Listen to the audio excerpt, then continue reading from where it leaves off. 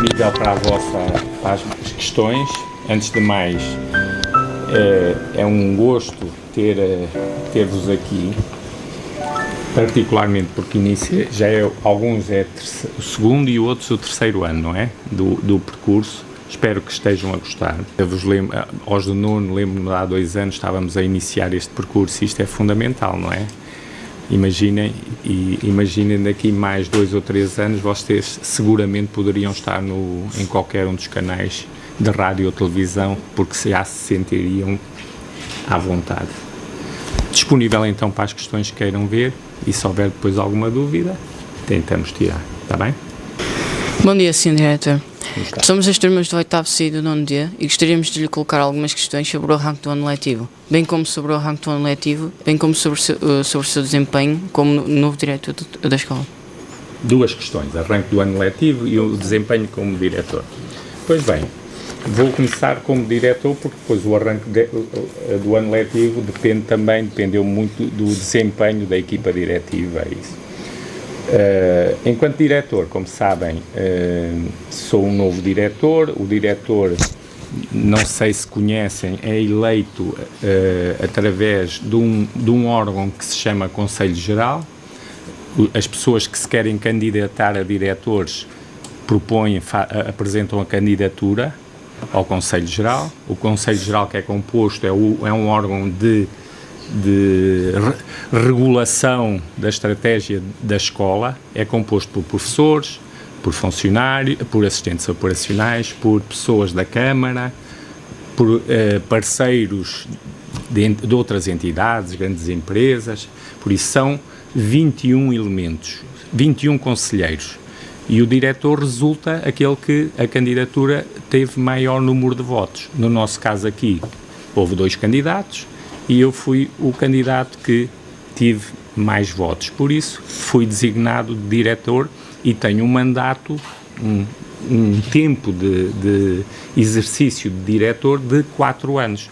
Por isso, serei, se tudo correr bem, diretor nos próximos 4 anos, num mandato que vai de 2025 a 2029. Estarão vocês, provavelmente, alguns já terminaram o 12º, outros provavelmente estarão no 12º, se tudo correr bem para mim e para vós. É um pouco.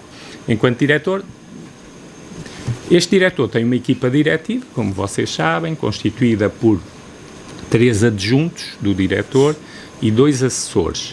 São os adjuntos, uma subdiretora, que é a pessoa que me substitui sempre, que é a professora Sandra Santos, e os adjuntos é o professor Ricardo, é o professor Armindo e a professora Cristina. São professores que fazem parte de uns do primeiro ciclo, outros do segundo ciclo e terceiro, e outros do secundário, porque o nosso agrupamento tem isto tudo. E depois tem mais 2 assessores, que é o professor Francisco Almeida e a professora Manuela Mendonça. No fundo, somos nós os 7, 8 pessoas que somos responsáveis pelo dia-a-dia da escola.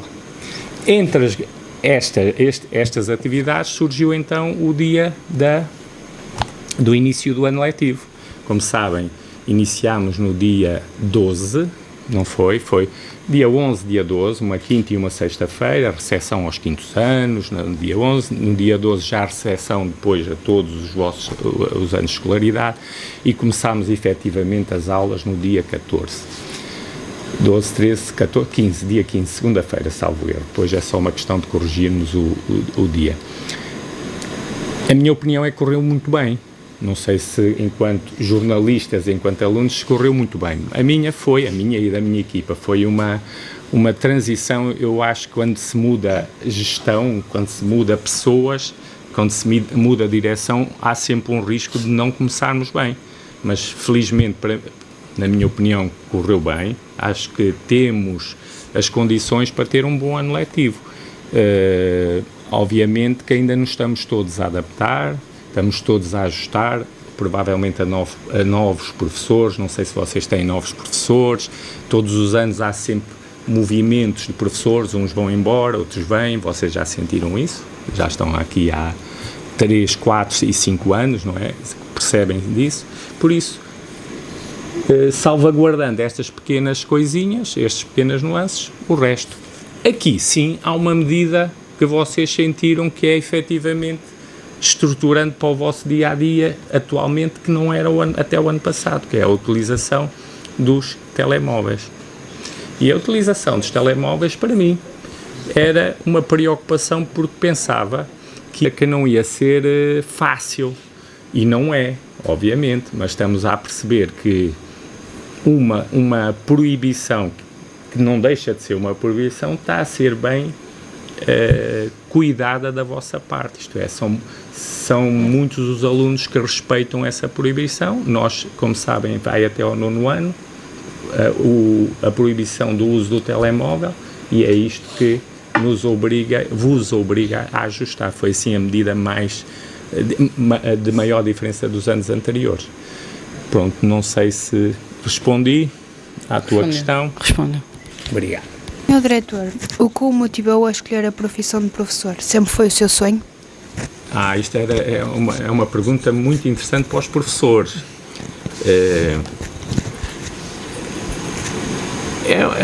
Olha, eu quando tinha a vossa idade, provavelmente ainda não sabia bem o que gostava de ser, mas lembro-me do que é que gostava de ser, e não era professor. Gostava de ser aviador, gostava de voar, gostei muito da aviação, gostava de... Depois houve uma altura que, quando chegou ao 12º ano, o que é que eu queria ser? Ou também onde eu poderia entrar, porque é aí que se decide muito das nossas opções.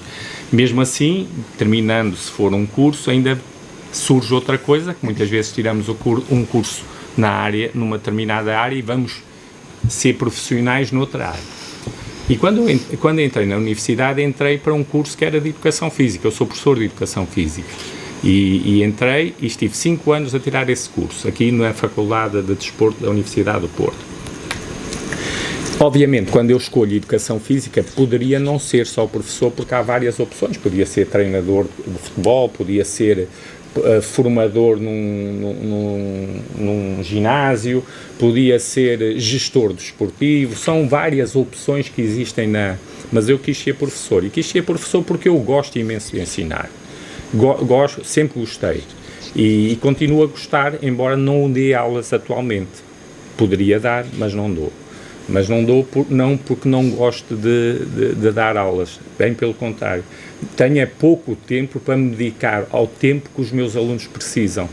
E o vosso tempo é um tempo muito exigente para cada um dos vossos professores. E isso eu não o tenho. E como não tenho, é mais sensato não dever fazê-lo, não é? E por isso gostei de ter a opção de ser professor. Só que a carreira de professor, como vocês sabem, dura muitos anos. Um professor reforma-se atualmente aos 66 anos. Quando eu entrei enquanto professor, eu podia reformar-me aos 55. Já viam que passaram 11 anos desde o momento em que eu já podia estar reformado atualmente, se a lei se mantivesse, há 5 anos. Eu tenho 61 anos. Por isso, há 6 anos eu já podia estar reformado se fosse antigamente. Hoje não, ainda tenho mais 4 anos para até à reforma aos 66. Vamos lá pensar que daqui ainda será aos 66. Um dia depois explico, vocês vão saber porque esta idade vai aumentando. Ora, a vida de professor é muito diferente no início, do meio e no fim. E então, no meu caso, muito mais. Porque é uma área em que mesmo a disponibilidade física é diferente, não é? Eu costumo brincar a dizer que há 15 quilos atrás eu era muito atleta, agora já não sou. Há 15 quilos atrás, quando nós normalmente dizemos há 15 anos atrás eu era um outro professor. E somos professores diferentes. Mas normalmente atrás de um professor mais velho está sempre um professor muito experimentado. Experimentado no sentido que conhece muito bem o que está a fazer, mas tem sempre uma particularidade que é o que nos enriquece enquanto professores, se um dia puserem essa hipótese. É que estamos todos os anos a trabalhar com jovens novos, com novos jovens, novas crianças e novos jovens. E isso são muito poucas as profissões que podem se dar, no meu ponto de vista, a esse luxo. Por isso gosto imenso se foi um sonho, não sei, mas é uma realidade que foi, é e se calhar será no futuro sempre presente, não é? Vá. Como está a ser a sua experiência como diretor do agrupamento de escolas do Cerco? Ainda sou é uma experiência muito recente. Eu fui eleito no dia 18 de julho, já tinham terminado as aulas. A transição, por isso, nessa altura pouco se faz. Eu era subdiretor anteriormente, lembram-se, fui às vossas salas. No fundo, eu era a pessoa que substituía o professor Manuel António, o diretor cessante.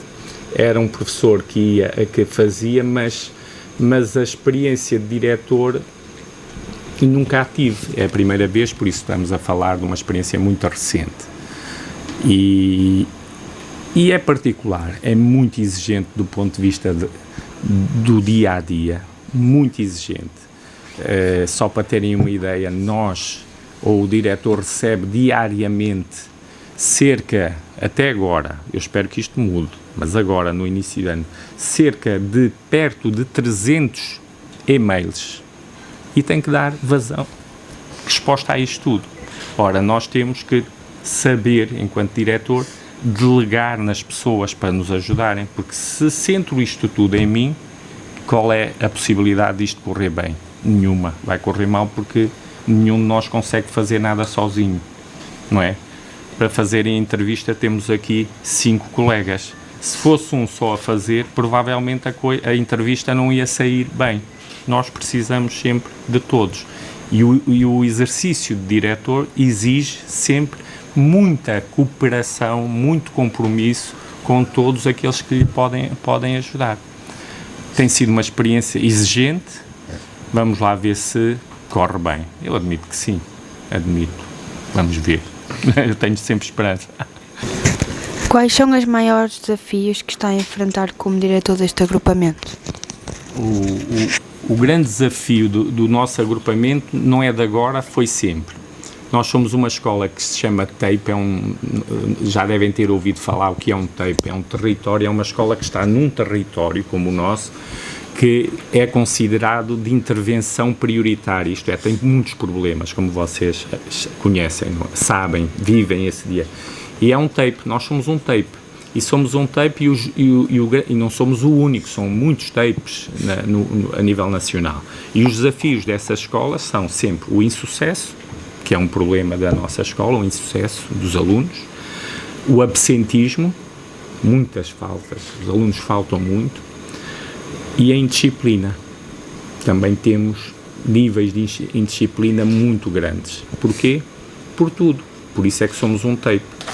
Porque quando olhamos aqui à volta, a nossa freguesia, como sabem, é a freguesia de Campanhã, e a freguesia de Campanhã no concelho de Porto é a freguesia mais pobre, que vive mais de subsídios dos pais, por isso tem muita dependência, muita fragilidade. E a escola é a principal esperança para os seus jovens de Campanhã poderem projetar no futuro ter um pouco mais de esperança para serem diferentes daquilo que foram os seus avós, daquilo que foram os seus pais, por várias razões, se calhar não tiveram a oportunidade de estudar, ou estudar pouco, tiveram necessidade de ir trabalhar muito cedo e provavelmente não têm aquilo que é, para mim, um luxo, que é poder andar na escola até aos 18 anos com tudo. Vocês têm tudo nesta escola e têm tudo do melhor. Olhem o que é que está a acontecer aqui.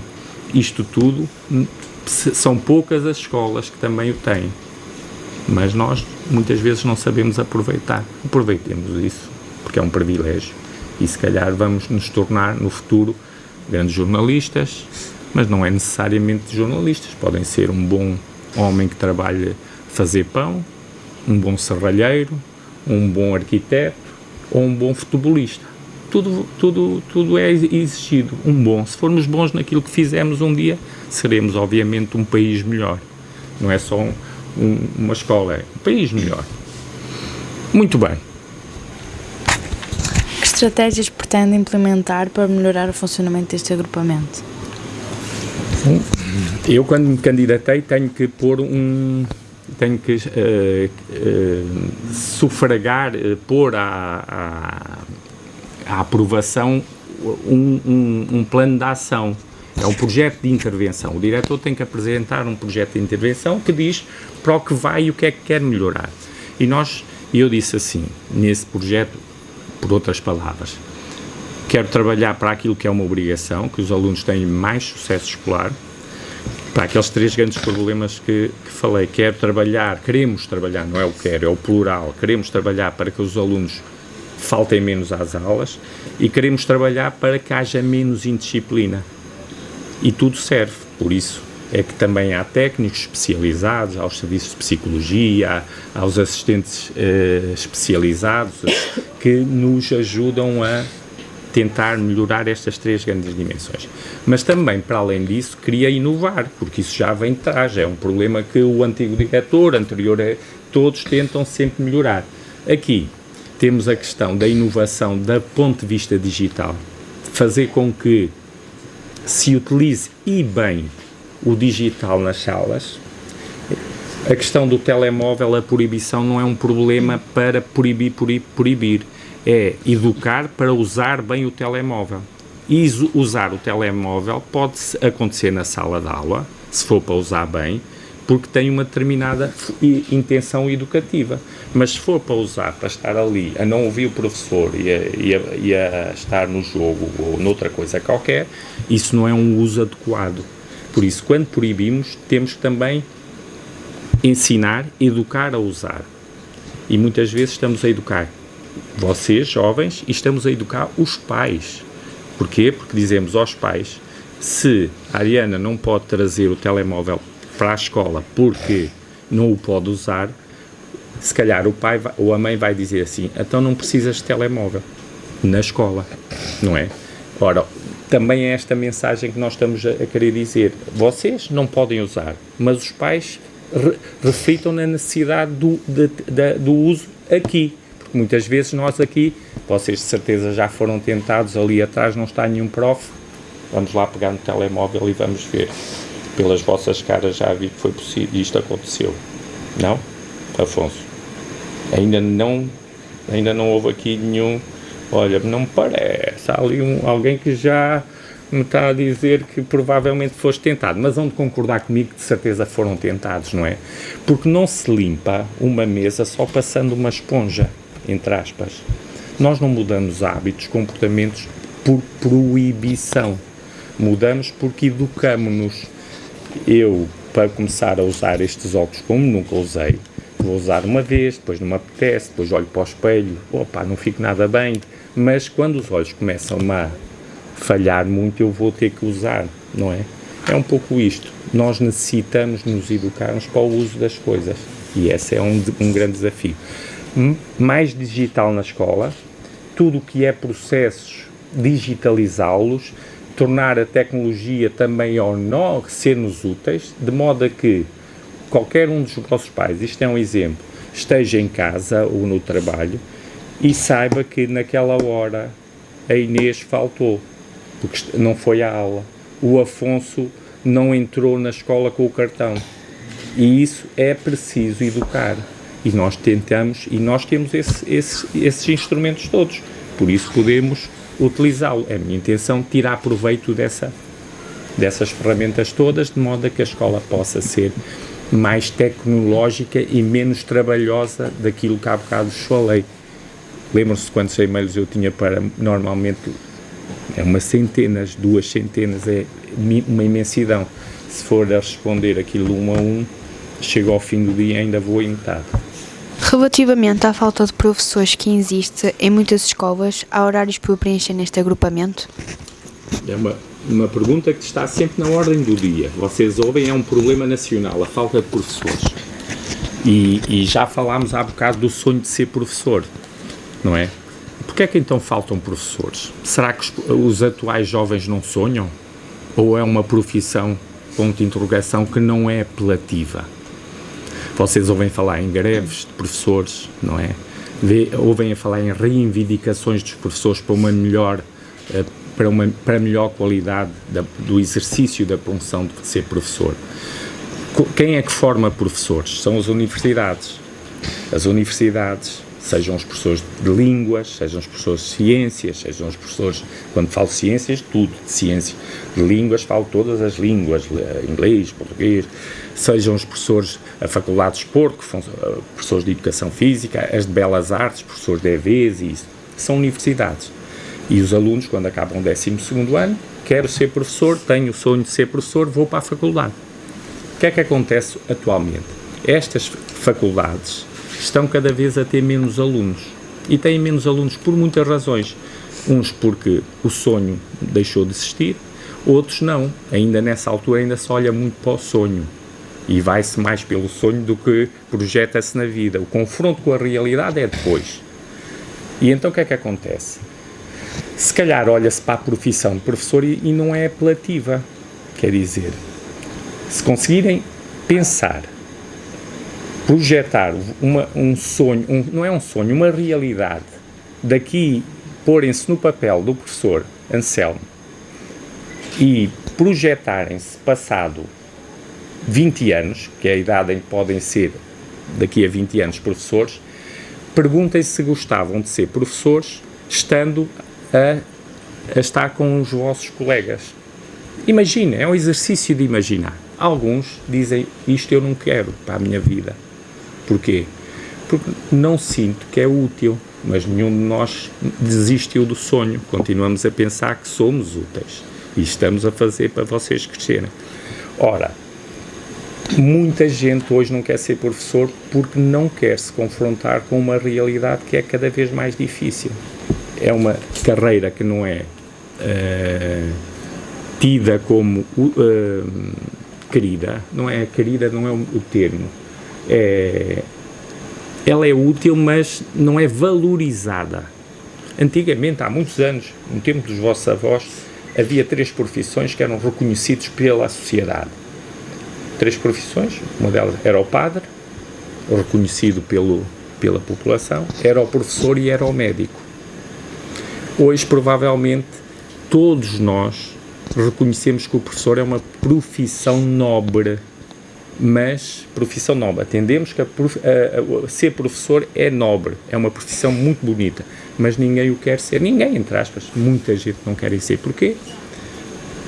Porque ganham mal, porque querem constituir uma família e andam durante muitos anos longe da escola, muito longe do cônjuge, do marido ou da mulher, muito longe às vezes dos filhos, e só chegam à escola onde têm a família muitos anos depois.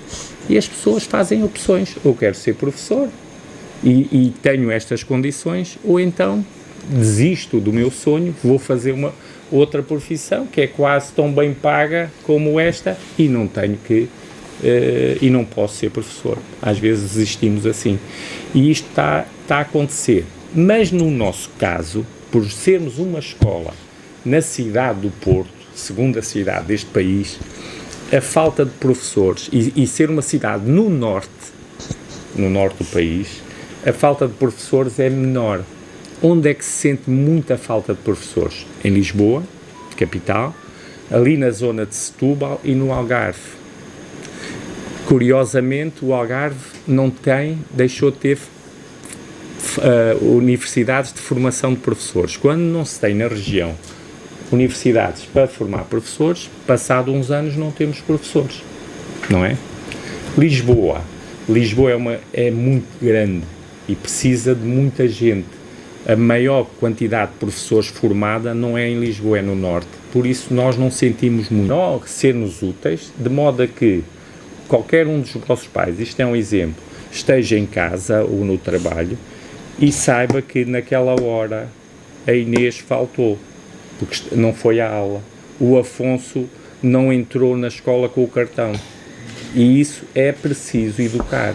E nós tentamos, e nós temos esses instrumentos todos. Por isso podemos utilizá-lo. É a minha intenção tirar proveito dessas ferramentas todas, de modo a que a escola possa ser mais tecnológica e menos trabalhosa daquilo que há bocado falei. Lembram-se de quantos e-mails eu tinha para, normalmente, é umas centenas, 2 centenas, é uma imensidão. Se for a responder aquilo 1 a 1, chego ao fim do dia e ainda vou em metade. Muito bem, mais. Relativamente à falta de professores que existe em muitas escolas, há horários para preencher neste agrupamento? É uma pergunta que está sempre na ordem do dia. Vocês ouvem, é um problema nacional, a falta de professores. E já falámos há bocado do sonho de ser professor, não é? Porquê é que então faltam professores? Será que os atuais jovens não sonham? Ou é uma profissão, ponto de interrogação, que não é apelativa? Vocês ouvem falar em greves de professores, não é? Ouvem a falar em reivindicações dos professores para uma melhor, para melhor qualidade do exercício da função de ser professor. Quem é que forma professores? São as universidades. As universidades, sejam os professores de línguas, sejam os professores de ciências, sejam os professores, quando falo de ciências, tudo, de ciências, de línguas, falo todas as línguas, inglês, português, sejam os professores da Faculdade de Desporto, que são professores de Educação Física, as de Belas Artes, professores de EVs, e isso, são universidades.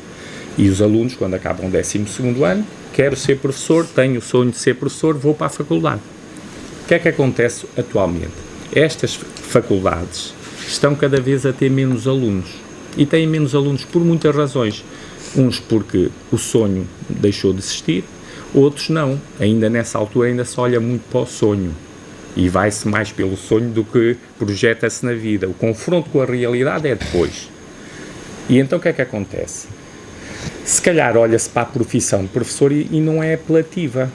Quer dizer, se conseguirem pensar, projetar um sonho, não é um sonho, uma realidade, daqui porem-se no papel do professor Anselmo e projetarem-se passado 20 anos, que é a idade em que podem ser daqui a 20 anos professores, perguntem-se se gostavam de ser professores estando a estar com os vossos colegas. Imaginem, é um exercício de imaginar. Alguns dizem, isto eu não quero para a minha vida. Porquê? Porque não sinto que é útil, mas nenhum de nós desistiu do sonho. Continuamos a pensar que somos úteis e estamos a fazer para vocês crescerem. Ora, muita gente hoje não quer ser professor porque não quer se confrontar com uma realidade que é cada vez mais difícil. É uma carreira que não é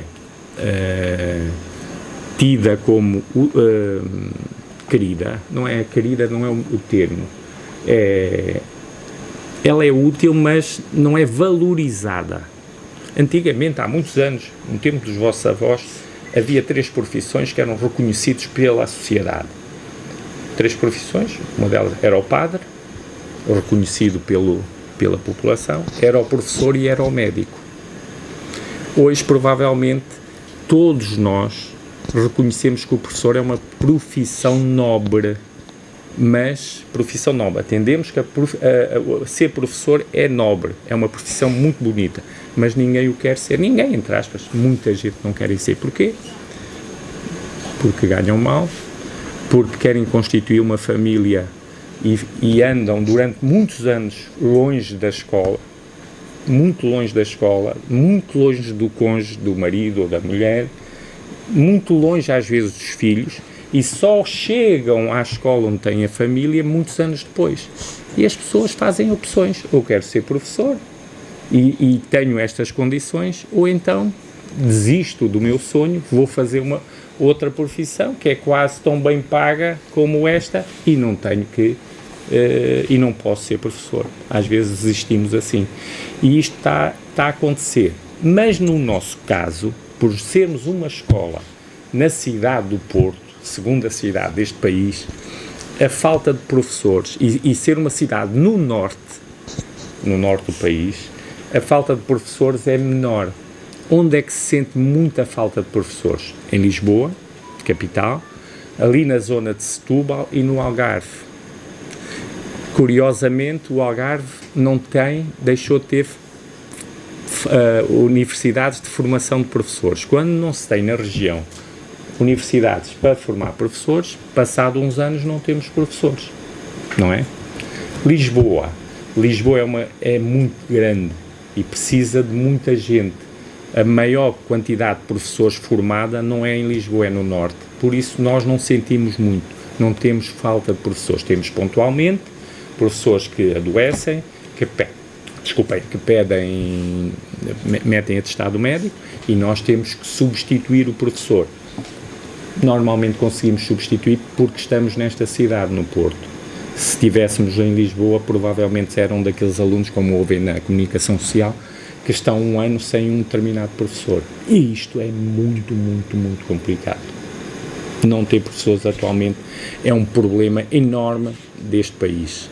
Não tem pessoas que formam os adultos da manhã, que são vocês. Educa, não é?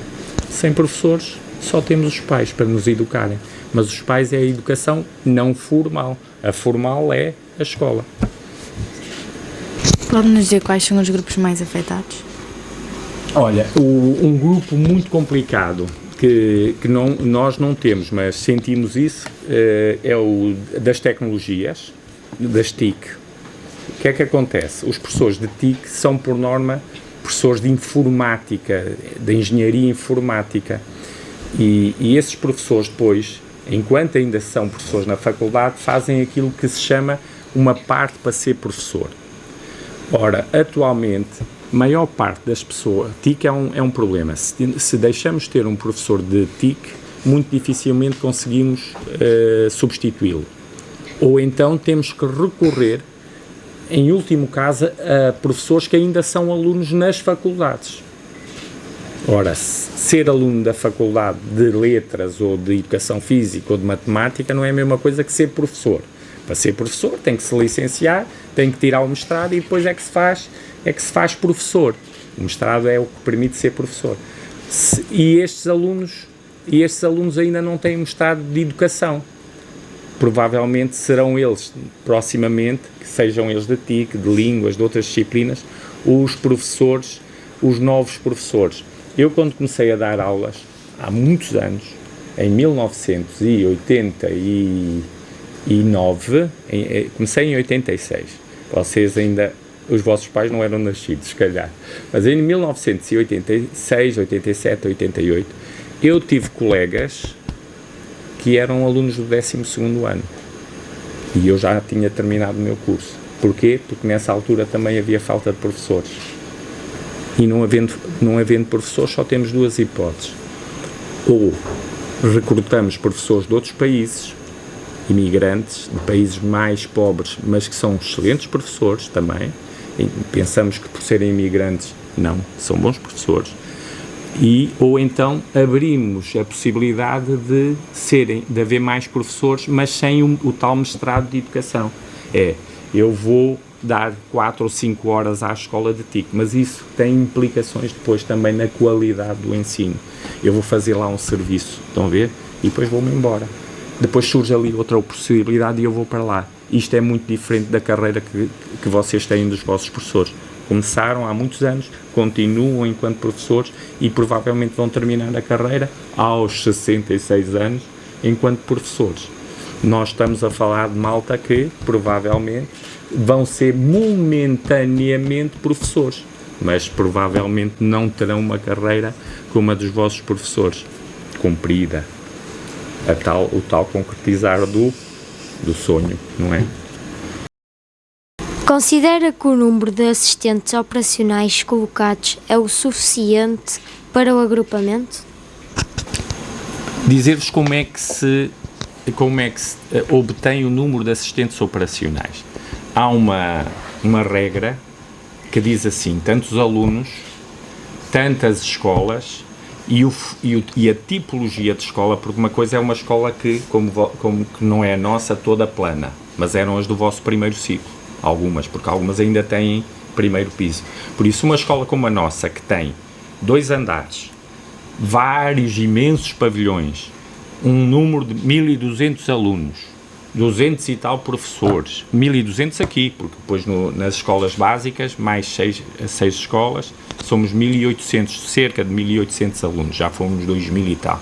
Por isso, essa fórmula vai dizer que o agrupamento tem direito a cerca de 80 assistentes operacionais, porque depois aqui não é só aqueles que vocês veem aqui, mas eu depois posso precisar melhor o número, quando vocês fizerem, mas cerca de...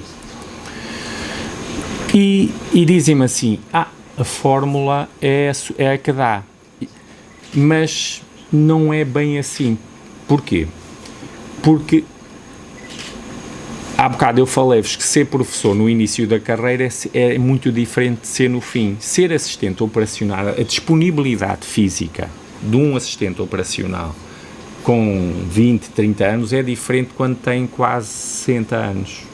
Não é a mesma disponibilidade. Nós envelhecemos e ao envelhecemos não conseguimos fazer aquilo que enquanto jovens, mais jovens, conseguiam. Por isso dir-te-ei que, tendo a realidade, sabendo como é a realidade na nossa escola, professores muito mais velhos, os jovens sempre com a mesma idade, desde os 6 anos até aos 18, e os assistentes operacionais mais velhos, dir-vos-ei que provavelmente teríamos necessidade de mais gente, porque já não conseguimos resolver os problemas que uma escola desta dimensão tem. Por isso, muitas vezes estamos sem assistentes operacionais. Porquê? Porque são mais velhos, adoecem, momentaneamente têm que sair da escola, têm que se recuperar. Por isso, estamos sempre naquele limite de... E depois temos uma escola que também não é... vocês olham para a escola e o que é que veem esta, onde estão? Muitas vezes veem lixo no chão, veem janelas por fechar, não é? Muitas destas tarefas são feitas por quem? Pelos assistentes operacionais, mas nós poderíamos ajudar. Vou-vos dar um exemplo. No Japão, os meninos, grande parte das escolas do Japão, do outro lado do mundo, os meninos comem na sala de aula, não têm refeitório. Trazem a marmita de casa, param na mesa e na cadeira onde estão, comem. Têm, eventualmente, não sei se são micro-ondas para aquecer ou isso.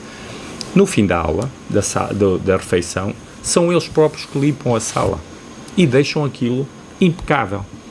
Isto faz com que não haja necessidade de tantas pessoas, porque a cultura destes jovens fez com que fosse uma cultura colaborativa. Nós não. Não sei, eu muitas vezes, quando vou tomar um café ali à sala ao bufete, apanho o lixo no chão. E apanho porque me incomoda, em primeiro lugar, mas porque também acho que posso ser um exemplo para todos. Eu, professor Anselmo, professora, podemos ser o exemplo. E nós, vocês também o podem ser. Não é que tenham que apanhar o lixo dos outros, porque é o que me dizem, não fui eu a primeira coisa que digo. E quando eu muitas vezes vejo ali o Afonso a deitar, entre aspas, não é o Afonso, mas eu chego ao pé e digo, opa, apanha. E ele a primeira coisa que me vai dizer é, eu não fui eu. Porquê? Porque nós não estamos educados para uma cultura com o outro, os nossos limites é onde estão os limites dos outros. Por isso, para a próxima, se vocês, cada um de nós, fizermos um bocadinho daquilo que nos diz respeito, provavelmente a questão dos assistentes operacionais chega e sobra. Mas neste momento não. E não porquê? Porque nós não colaboramos nesse sentido. Estragamos as coisas, deitamos lixo no chão quando a 10 metros ou a 5 metros está um caixote de lixo onde eu podia pôr, e não fazemos nada disto. Vocês saem da escola no intervalo? Saem? Não. Se um dia forem ali ao Tripa e no regresso vejam o que é a escola, desde os portões até ao Tripa. O que é a rua? A rua é um espaço público, todos nós. É uma vergonha. E porquê? Porque toda a gente come e atira para o chão.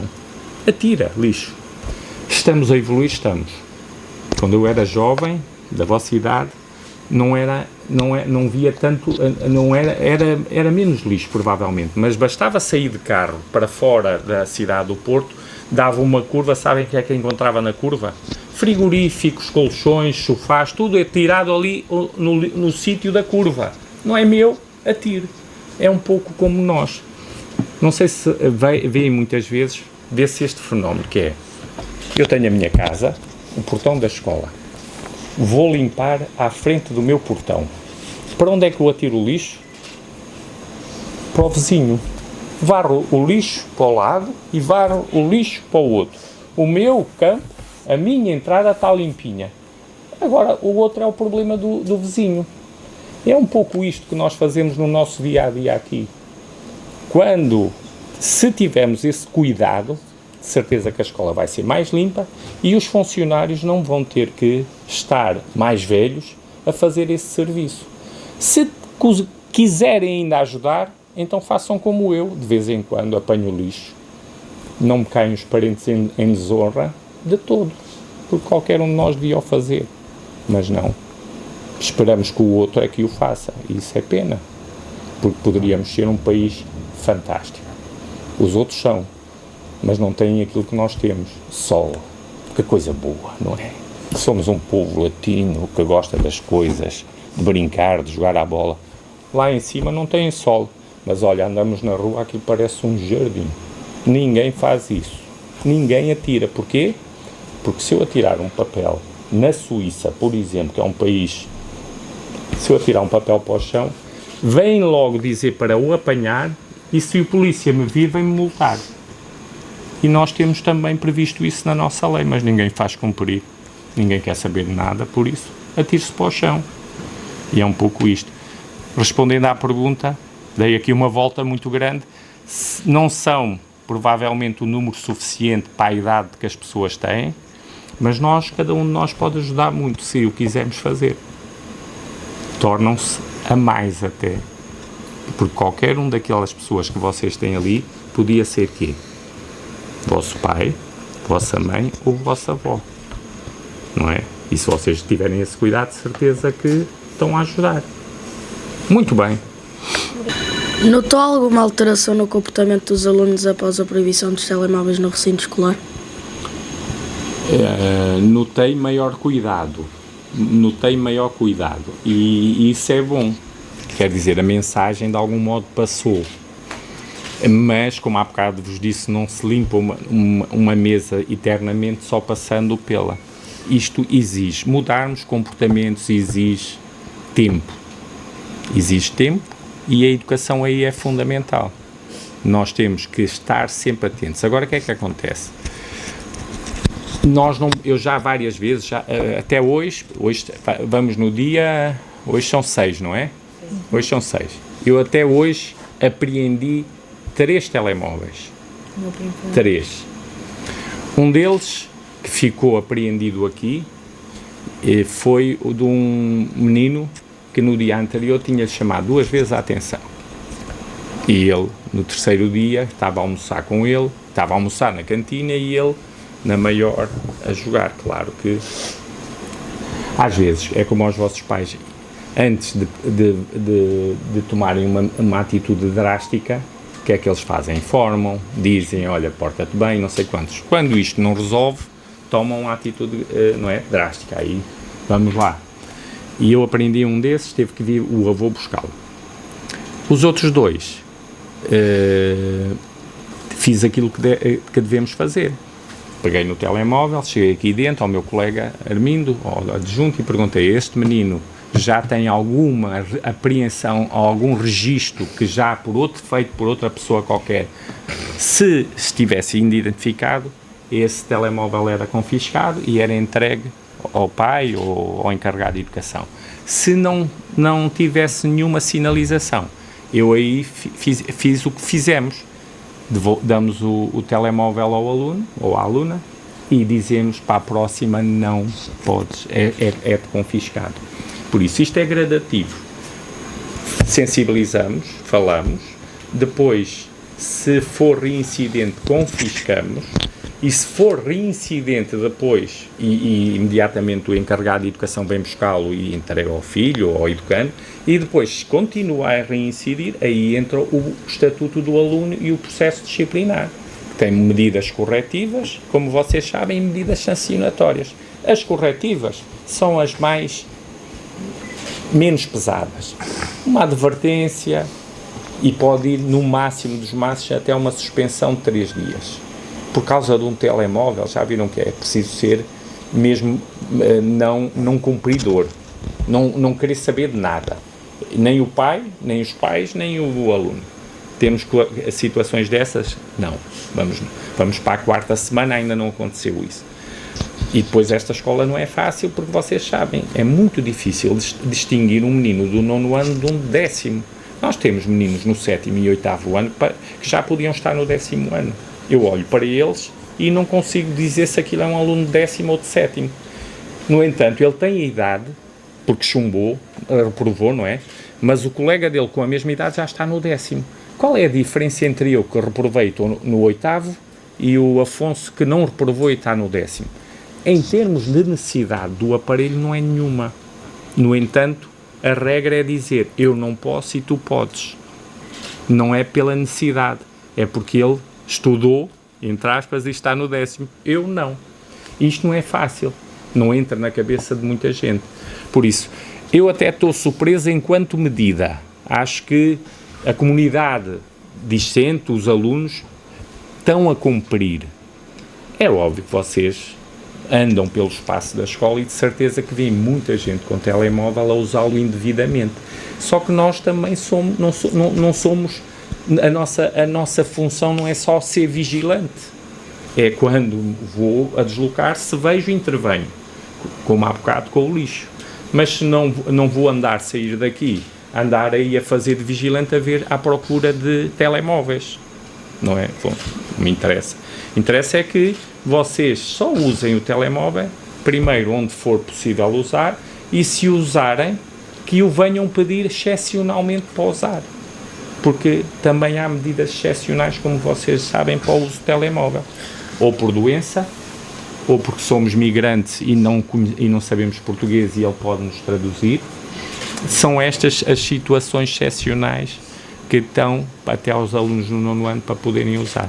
Por isso estou agradado, mas há um caminho a fazer, e temos de ser nós todos, professores, assistentes operacionais e alunos, a fazer esta cultura de não necessidade de uso, e muito menos em sala de aula, que aí é que era dramático.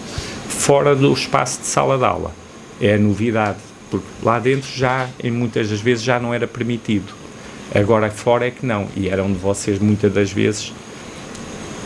Agora, o que é que a escola, aproveita a pergunta para dizer? A escola também tem que criar outros mecanismos. Há bocado perguntaram-me o que é que traz de novidades.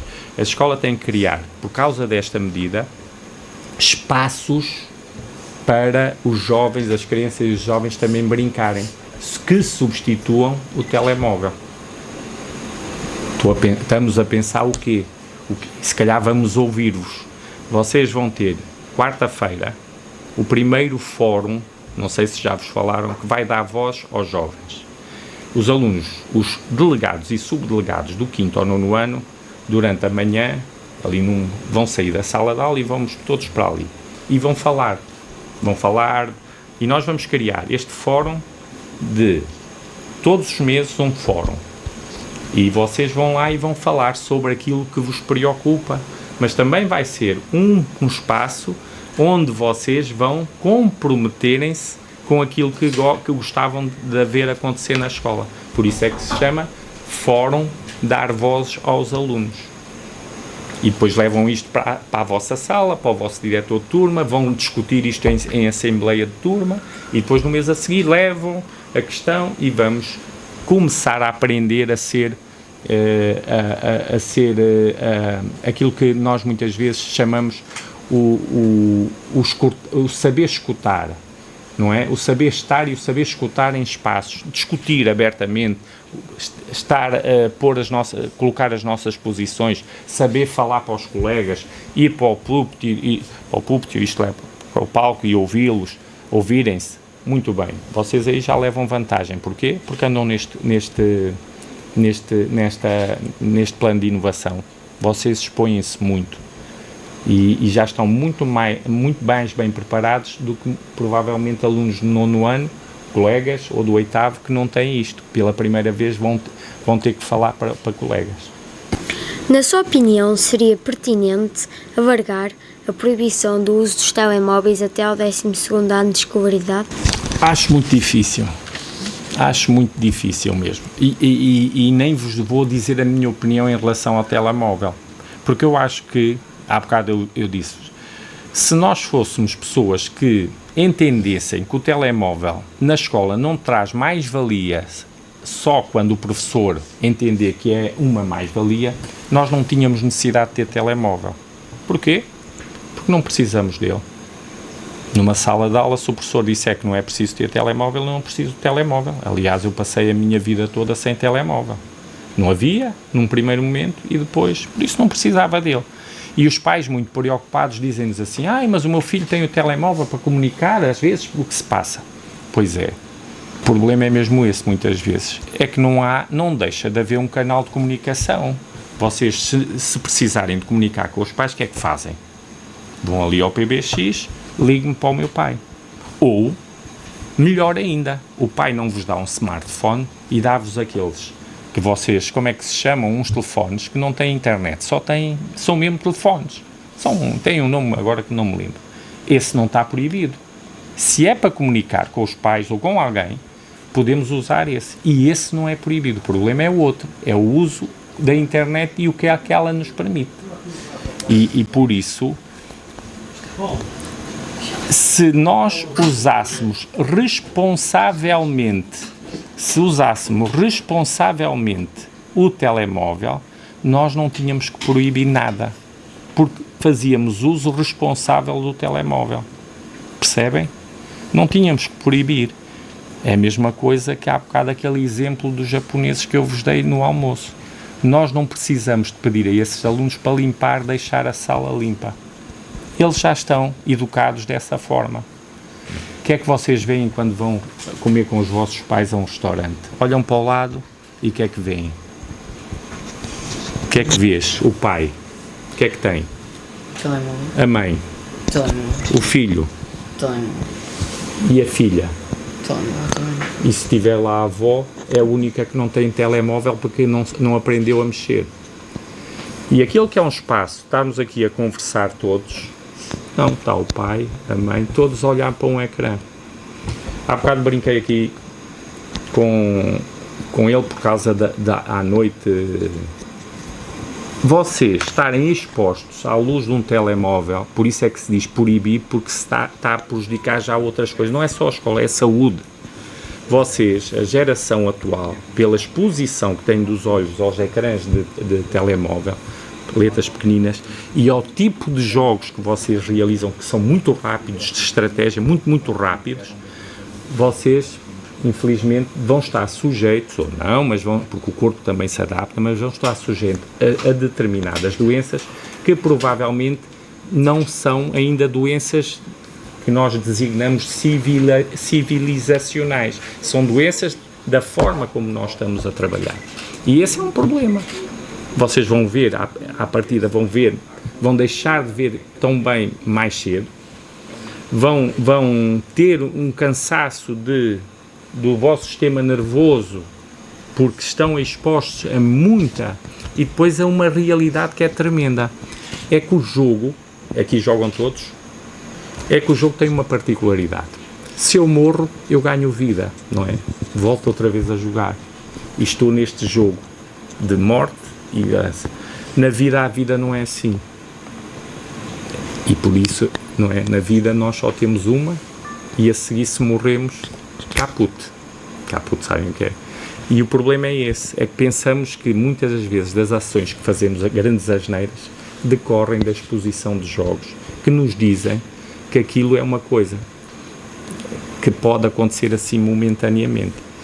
E felizmente nós ainda somos um país e um povo sensato, mas quando se olham, vocês não ouvem telejornais, pois não, na televisão já não se vê, mas há notícias que vocês veem. Há dias houve um suicídio qualquer, não foi, de um moço que estava a falar nos Estados Unidos, um jovem adulto, estava a falar porque se exprimia com uma determinada ideologia, e não é isso que está em jogo, mas houve um jovem que pegou numa arma e deu-lhe um tiro e matou-o. Porquê? Porque se calhar, porque lhe apeteceu e porque joga muito. A morte depois volta à vida. E isto é tremendo. Por isso, muita cautela, e compete à escola, obviamente, isso, educar para o uso adequado do telemóvel. E aos pais a mesma coisa, porque vocês passam também muito tempo com os vossos pais, e muitos deles também já são como nós. dependemos só do telemóvel para comunicar. Isso é muito complicado. Olha, os meus filhos, não consigo transmitir-lhes isso. Eles continuam a usar o telemóvel como... Um deles até trabalha numa empresa de telemóveis. Por isso eu não posso dizer que por isso, senão estou a tirar o trabalho ao meu filho, que vende telemóveis. Mas isto é um à parte. Muito bem. Só falta uma. Vamos lá, Afonso. Para terminar, gostaria de deixar algum conselho aos alunos deste agrupamento? Continuem a sonhar. Não é um conselho, mas é continuem a sonhar. Que é o fundamental na vossa idade. E o sonho é o que vos... É o que move mais montanhas.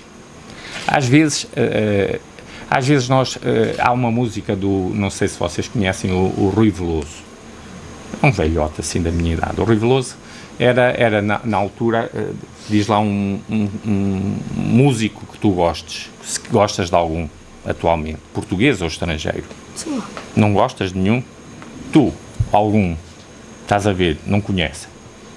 Uma cantora que tu gostes? Sei lá, a Carolina Deslandes. Carolina Deslandes, muito bem. A Carolina Deslandes é uma cantora muito intervencionista, não é?